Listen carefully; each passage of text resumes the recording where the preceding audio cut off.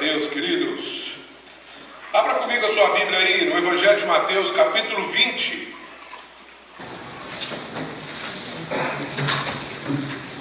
Evangelho de Mateus, capítulo 20. Nós acabamos de ler aí com o presbítero Tiago duas parábolas de Jesus, e agora nós vamos ler mais uma.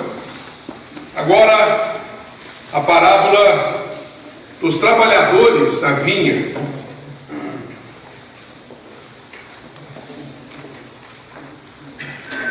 Evangelho de Mateus, capítulo 20, nós vamos ler de 1 a 16.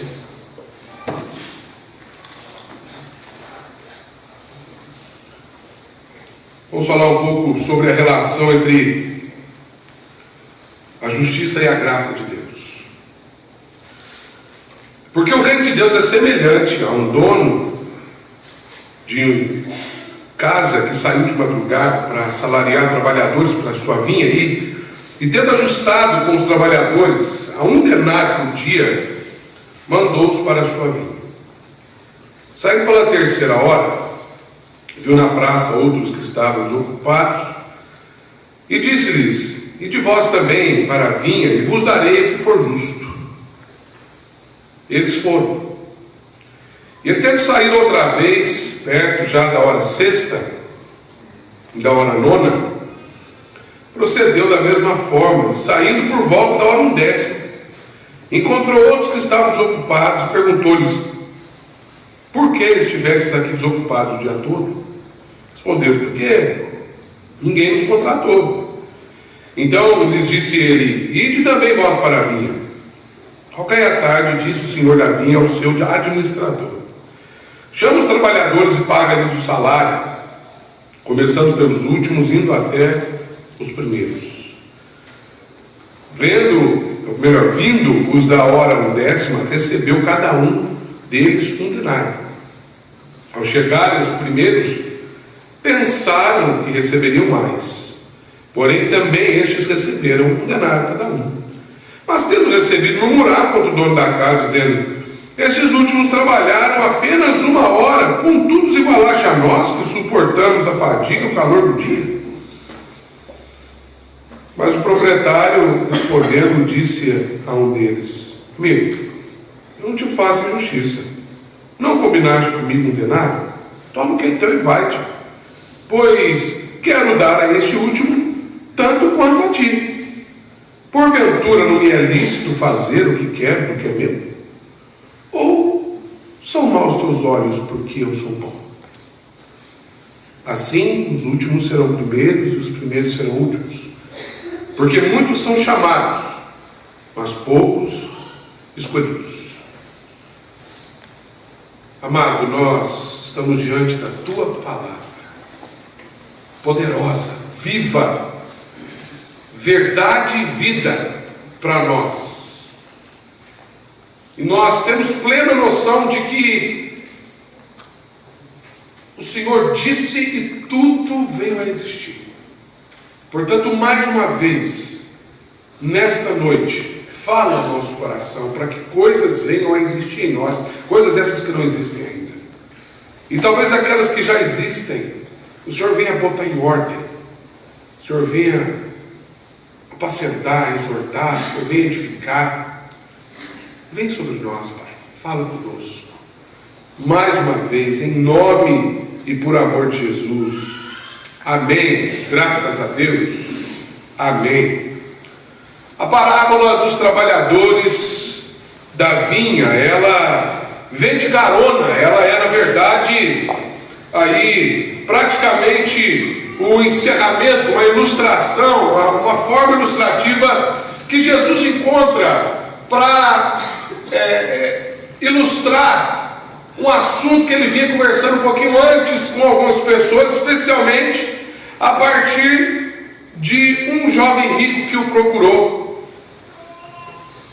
Mas talvez eu arrisco dizer que, se está em ordem aqui, cronológica, exata esse texto, eu poderia te dizer que na verdade até um pouquinho antes, quando ele fala da questão do divórcio, e ele fala da dureza do coração. E depois vem aqui na narrativa de Mateus, o jovem rico, e a razão é mesmo. a dureza de um coração, as convicções de valores, o entendimento do amor de Deus e do amor a Deus. Essa era a pauta que vinha sendo tratada por Jesus, voltando especialmente depois de um jovem rico ter procurado, e Jesus confronta aquele jovem em relação às suas riquezas. Depois ele fala sobre o perigo dessas mesmas riquezas. E aí então ele ilustra, melhor dizendo, com essa parábola. Tem muito perigo, gente boa, tem muito perigo rondando a nossa mente, o nosso coração todo dia. Viver é perigoso. Eu não estou falando especialmente assim em relação ao tipo de trabalho que você exerce. Estou falando no campo das ideias mesmo. Nós somos seduzidos por muita coisa e somos levados por entendimentos muitas vezes errôneos acerca de preceitos, valores, que a palavra de Deus é muito clara em nos ensinar. Por exemplo, se eu perguntar para você aqui nessa noite, você é uma pessoa justa? Você se considera uma pessoa justa? Justitia é a palavra latina, de onde vem justiça, e é, bem genericamente, essa palavra latina é entendida como um princípio básico que mantém a ordem social através da preservação dos direitos em sua forma legal. O princípio básico que mantém a ordem social através da preservação dos direitos em sua forma legal. Isso é justiça. Isso é justo. Você se considera uma pessoa assim, que mantém o princípio básico, que mantém a ordem? Você se aplica a isso? Você acha que se a gente batesse um nível aqui de justiça honesto, quantos de nós estaríamos aí de acordo com esse nível nessa noite? Talvez pensando na sua moral, talvez pensando na sua conduta, talvez pensando na sua integridade, você vai falar, não, eu sou uma pessoa justa. Sou uma pessoa justa. Mas isso pode ser perigoso. Você pode ser surpreendido, talvez, se a gente batesse esse nível aqui e perceber que talvez você não seja tão justo assim. Não sei. Pode ser. E Deus? Deus é justo? Fala a verdade. Alguma vez você falou assim para Deus, não é justo o que o senhor está fazendo, não. Não pode ser. Isso não pode vir de Deus. Já se fez essa pergunta, não? Deus é justo, por exemplo, quando Ele deixa uma criança inocente morrer, vítima da violência urbana na nossa cidade, como acontece todo dia. Deus é justo quando Ele fica vendo isso parado. Já se fez essa pergunta? Deus é justo quando tem um tanto de gente morrendo de fome no nosso país por conta da minha, da sua, da nossa negligência, muitas vezes, nem sempre, mas muitas vezes. Deus é justo. Deus é justo. Entrando no campo da teologia, a questão da salvação, por exemplo, a teologia da predestinação. Uau! Será que Deus é justo salvando alguns? E como indagam por aí, não salvando a outros, como se Deus fosse, assim, fizesse acepção de pessoas, uma compreensão bem imatura e leviana da soberania de Deus. Porque interessante que essa parábola ela fala para a gente de um pacto de justiça. Ela fala que o reino de Deus, o reino dos céus, Mateus usa essa expressão reino dos céus, só para a gente estar falando de reino de Deus, porque como ele escreve na perspectiva judaica, um judeu, ele leva a coisa séria que a gente não leva, a gente precisa aprender mais com eles.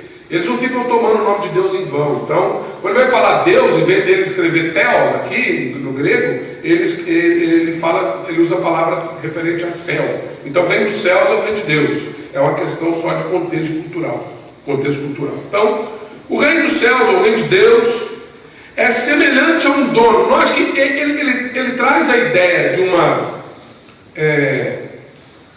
o reinado, como disse o Dr. Russell Shedd, diz que a palavra basileia em grego, que é a palavra traduzida por reino, dá a ideia de um reinado.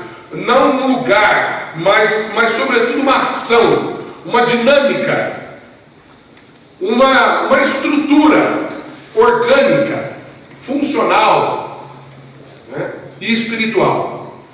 E Jesus aqui está dizendo que o reino de Deus, então, ele é como um dono que sai de madrugada para salariar os seus trabalhadores. Então ele estabelece um pacto, versículo 2, e tendo ajustado, essa palavra aqui, ela dá a ideia de um pacto estabelecido, que é bem simples. Você trabalha para mim e eu pago o seu salário. É o pacto que a gente tem na vida social comum. A gente trabalha e a gente recebe. Aqui no Brasil não é nem tanto assim, né? No Brasil tem uma lei trabalhista que às vezes os empregadores aí sofrem um pouco, mas nos Estados Unidos, você trabalhou, você ganhou. Você não trabalhou, você não ganhou, isso é finito. Né? Então é mais ou menos esse tipo de pacto que a gente vê aqui. E esse pacto ele foi estabelecido a partir de 3 níveis na parábola que Jesus está contando. O primeiro nível, pessoal, que ele encontrou ali logo de cara, ele chegou e falou assim: olha, vem trabalhar para mim na minha vinha e eu vou pagar você um denário. Denário é o valor equivalente ao salário de um dia. Você pega um salário mínimo ou salário equivalente a esse tipo de trabalho aqui, calcula o dia, no final do dia você paga. Primeira turma, ele combinou isso de modo claro. Mas ele saiu, continuou a procura. Aí ele encontrou uma segunda turma lá no versículo 4 e falou para eles aqui: o que vocês estão fazendo aí? Versículo 3, vocês estão desocupados? Versículo 4, falou assim: olha, vão lá trabalhar também na vinha para mim? E agora ele usa outra expressão: eu vou dar para vocês o que for justo. Note. E ele continua andando, procurando. A vinha devia ser grande, o trabalho devia ser grande. E ele continua procurando gente, e ele encontra no versículo 7 um terceiro grupo, na hora 6, na hora 9. Então no versículo 7 ele já fala assim: gente, por que vocês estão aí? Os caras falam assim: porque ninguém contratou. Aí ele já fala assim: então vai vocês lá para a vinha. Esse aqui ele já não combinou, pelo menos aqui na parábola, não combinou nem o salário, nem falou que é justo. Ele simplesmente mandou ele trabalhar. Consegue notar essa dinâmica? É interessante porque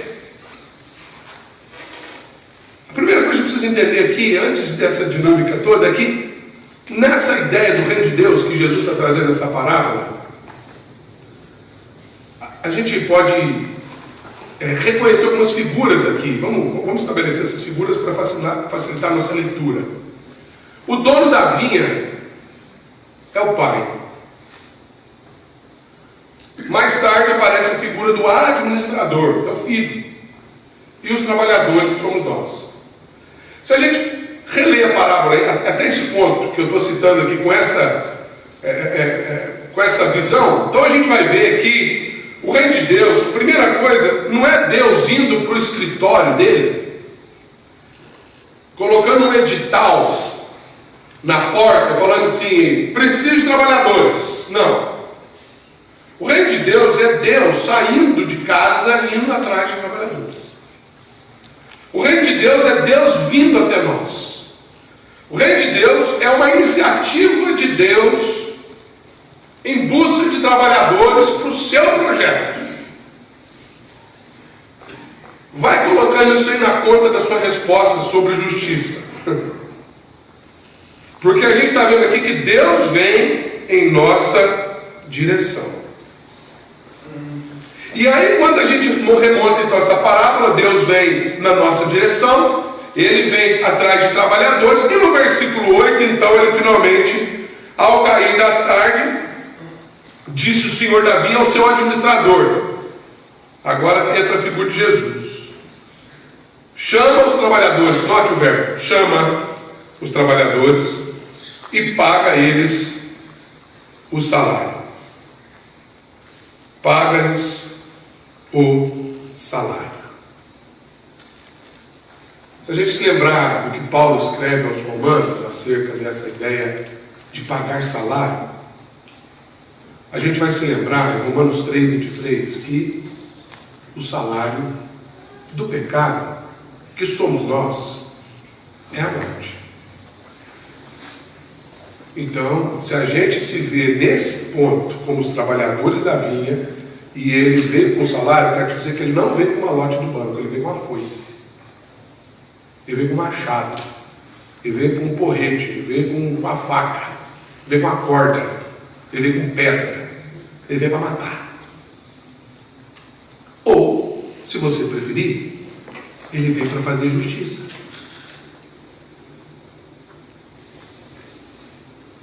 Ele veio para ser justo. Porque essa é a justiça do pecado. Todos pecaram. Ainda está em Romanos. E todos carecem da graça de Deus. Portanto, se a gente quer falar de justiça, a gente precisa estabelecer novos vetores. A gente precisa considerar o que Deus está falando acerca de justiça, especialmente no que diz respeito a nós, a nossa justiça. Mas eu farei uma segunda pergunta. Primeiro eu perguntei para você se você é uma pessoa justa. A segunda pergunta é: você cumpre a lei? Parece que é a mesma pergunta. Mas a primeira tem a ver um pouco mais com a questão moral, a questão da índole, da integridade. Quando eu estou falando de lei, estou falando, por exemplo, me aventurando mais uma vez no âmbito jurídico e no âmbito do direito, de acordo com a pesquisa que eu fiz, a lei é uma regra tornada obrigatória pela força coercitiva do poder legislativo ou da autoridade legítima numa comunidade. É uma regra tornada obrigatória pela força. Só que tem uma questão interessante. Eu percebo que a lei, ela, muito embora ela venha a ser assim, como a própria palavra já propõe, ela vem legislar algo, ela vem trazer essa autoridade sobre algo, ela não tem poder de corrigir. Ela simplesmente diz: você está errado. Esses dias atrás eu recebi uma multa lá em casa. Pastor não pode receber multa, né? Eu passei assim, um pouquinho mais rápido, um pardalzinho de 40. Não, foi um pouquinho, pastor. 47, 48, não foi 80 não. E aí chegou lá o retrato do meu carro. Então, não cumpri a lei, pá! Eu, puxa vida, fui lá, paguei a multa. Esse tempo atrás chegou outro. No mesmo lugar. Não prendi nada. Podia pelo menos vir de outro pardal, né? A lei ela é cumprida, ela pune, mas ela não resolve o problema. Ela não, sabe, ela não ensina a gente nada, a não ser reforçar a nossa incapacidade, a nossa limitação, não vou falar capacidade, a nossa limitação mediante a lei. E o dono da vinha aqui, ele vem estabelecer uma normativa, uma regra, um pacto, ele fez um pacto. Vamos combinar o seguinte: você trabalha para mim, eu pago para você. Certo? Certo, pagar um denário, está combinado, está certo. Mas quando a gente vai ler na parábola, a gente vai ver que na hora de pagar, o pessoal fala: ué, como assim? Você vai pagar um denário para nós? Eles aí trabalharam uma hora só para ganhar um denário. Nessa hora a gente precisa fazer a mesma pergunta para Deus. Porque eu perguntei se você é justo, se Deus é justo. Agora eu perguntei se você é é uma pessoa que anda na lei, que cumpre a lei. E Deus? Deus cumpre a lei? Evangelho de Mateus ainda, voltando às páginas, capítulo 5, versículo 17. Jesus fala alguma coisinha para nós nesse sentido. Mateus 5,17, Jesus no Sermão do Monte diz assim: gente, não pensa que eu vim revogar a lei ou os profetas. Eu não vim para revogar, eu vim para cumprir. Então já respondeu a nossa pergunta.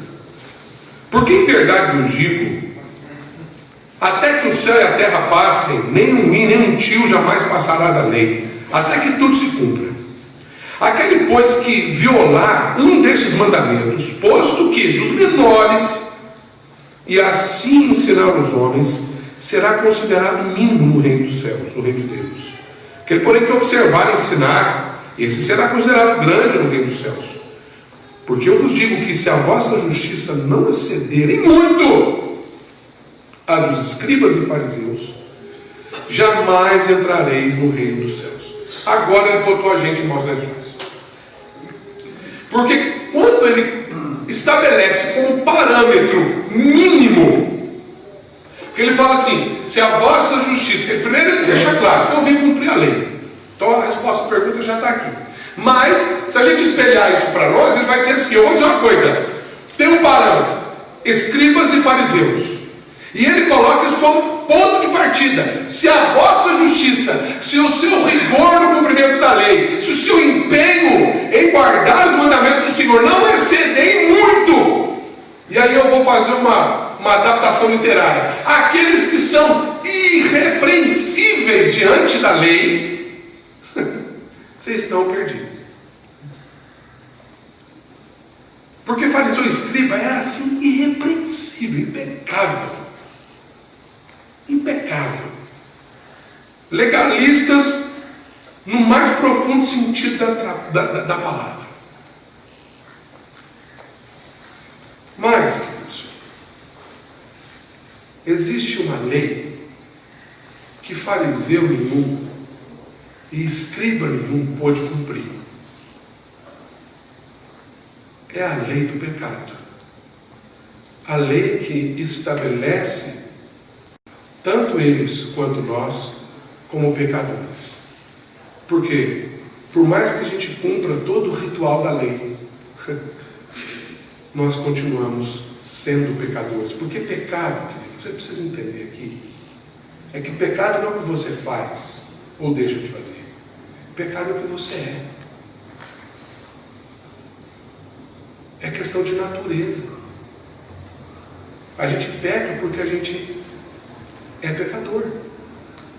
Não é o pecado que nos faz pecador. O pecado é fruto da verdade, com perdão da força da palavra, da verdade desgraçada de que nós somos pecadores. E quando os trabalhadores aqui, interessante que os trabalhadores eles não descumpriram nenhuma lei do ponto de vista do pacto, mas eles nutriram no coração uma expectativa maior, porque eles nivelaram o dono da vinha a partir da justiça própria. E esse é o ponto mais alto aqui da parábola. Qual que é a questão que Jesus está tratando aqui? A questão da justiça própria, a questão do ego, a questão da entre parênteses, justiça que nós atribuímos a partir de nós. Porque veja, esses aí trabalharam menos, deveriam ganhar menos. E a gente vê isso como algo injusto. Mas quando o dono da vinha vai falar assim, onde é que está a injustiça? É que, queridos, quando a gente se lembra do que Jesus falou um pouquinho para frente, em Mateus 22, versículos 34 a 40,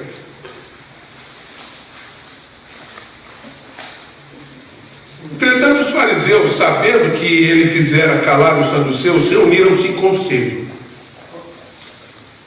Nós vamos reunir em conselho amanhã. Eu fico imaginando os fariseus reunidos em conselho. O que vai sair daquela conversa? E um deles, intérprete da lei, experimentando, lhe disse, falou para Jesus: mestre, qual é o grande mandamento da lei? Qual é o nível? Qual é o parâmetro? De onde parte a lei? Qual é o preceito da lei? Respondeu Jesus: isso é simples. Amarás o Senhor teu Deus de todo o teu coração, de toda a tua alma e de todo o teu entendimento. Esse é o grande e primeiro mandamento. O segundo é esse, semelhante a esse. Amarás o teu próximo como a ti mesmo. Destes dois mandamentos dependem toda a lei e os profetas. Vamos aplicar esse mandamento agora, Davinismo. Vamos aplicar esse mandamento na parábola. Vamos reescrever a parábola. Chegou, vamos supor que eles aqui tivessem partido disso. Chegou então o administrador da vinha, depois de pagar o salário para todo mundo, e aí os que trabalharam o dia inteiro chamaram e falaram assim: ô senhor doutor, deixa eu falar uma coisa aí. Esse pessoal trabalhou menos, mas eles trabalharam. E a gente não acha justo a gente ganhar um denário e eles ganharem só um pouquinho. Será que, se o senhor tiver condição, a gente pode fazer um rateio aqui e pagar a mesma coisa para todo mundo? Se tivesse sido aplicado o preceito da lei, esse seria o fim da parábola, e não o contrário. Porque o preceito da justiça e da lei é esse: amarás o Senhor teu Deus de todo o teu entendimento, todo o teu coração, toda a tua alma, e ao próximo como a ti mesmo. E não, esse trabalha menos, esse trabalha mais. Não é assim que funciona. E quando a gente então faz esse ajuste, queridos, então, nessa releitura que eu estou propondo da parábola, eu então passaria a chamar só eu aqui, a parábola de, não parábola dos trabalhadores da vinha, mas parábola didática da graça. A partir disso eu quero rapidamente trazer 4 lições rápidas para nós sobre a graça de Deus, à luz dessa fundamentação aqui sobre a justiça de Deus e a sua relação com a graça. A primeira delas é que a graça de Deus não é um ajuste entre Deus e o homem, mas entre o pai e o filho, entre o dono da vinha e o administrador. Dá uma olhada lá no versículo 8. Ao cair da tarde, disse o senhor da vinha ao seu administrador: chama os trabalhadores. Quem são os trabalhadores aqui? Todos. Todos. Os que trabalharam desde o começo do dia e os que foram chamados de última hora. Aqueles para quem ele falou: vou te pagar um denário. Aqueles para quem ele falou: eu vou te dar algo que é justo. E aqueles para quem ele falou: vai trabalhar. Chama todos eles e paga o salário. Isso significa que Cristo morreu por aqueles que foram chamados na primeira hora do dia, no meio do dia e no último suspiro da cruz do Calvário, como Lucas 23 narra para nós. Isso significa dizer que a graça de Deus não é maior sobre você porque você tem mais tempo de crente. E nem o contrário é verdadeiro. Porque o combinado, o ajuste foi feito entre o pai e o filho.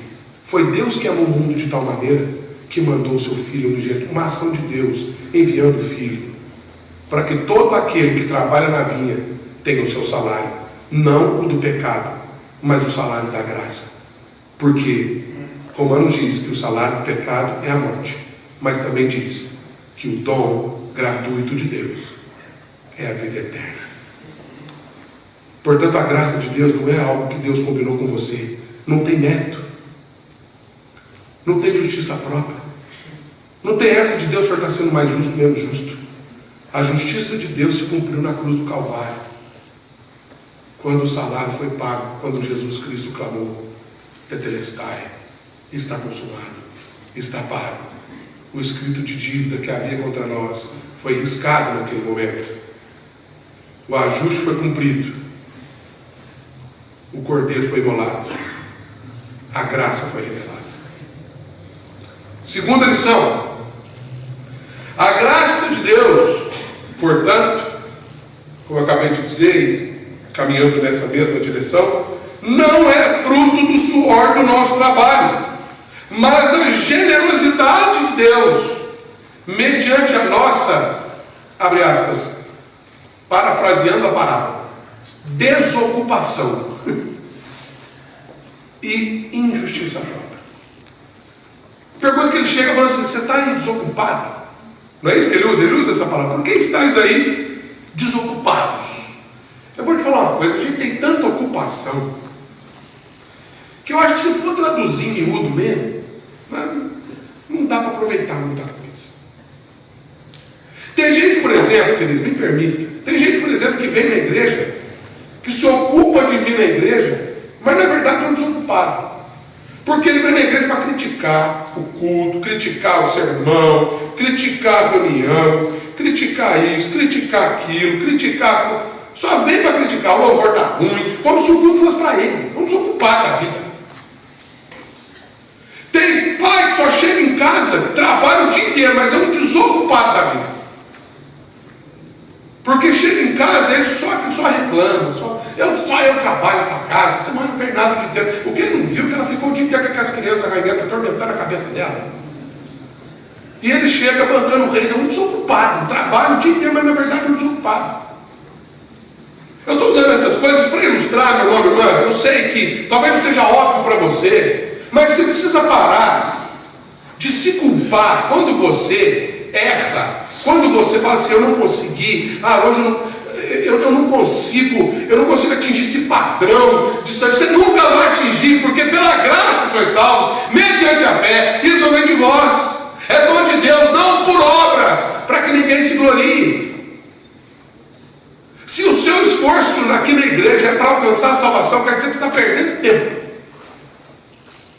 Você está perdendo tempo. Você vai passar a sua vida inteira, você vai perder saúde, tempo, dinheiro. Inclusive, você dando dízimo aqui achando que você vai ser salvo, está perdendo dinheiro. Mas se você entender que a generosidade de Deus em manter a torneirinha do oxigênio ligada todo dia para você respirar, inclusive quando você dorme, por causa da máquina enquanto dorme, de acordo com o Salmo 127, o dia que você entender que você não é bom de nada, nem dessa meia chulezenta que você está no pé, você não é dono de nada. Porque o dia que o seu coração de parar de bater, nem essa meia chulezenta vai ter utilidade para você. Quanto mais o restante que você bate no peito e acha que é dono. Nós somos de Deus, nós somos feitura dele. O texto de Efésios que eu acabei de citar continua dizendo: pois somos feitura dele, criados em Cristo Jesus. Agora sim, para as boas obras, que nem são nossas, porque são as quais Deus de antemão preparou para que andássemos nelas. Então a graça não é fruto do nosso suor. E aqueles trabalhadores achavam isso: agora suando o dia inteiro, estou trabalhando demais, estou cheio de carro na mão, agora você vai pagar um salário, um denário para isso aí. Ei, onde é que está a injustiça, meu bem? O que eu combinei com você? Muita injustiça que a gente atribui a Deus é fruto do nosso coração injusto. A gente acha que Deus é injusto porque, na verdade, nós somos injustos. Porque o dia que você entender o que significa a justiça de Deus, que esse texto deixa claro para nós, você vai falar: Deus, como o Senhor é generoso. Como o Senhor é generoso.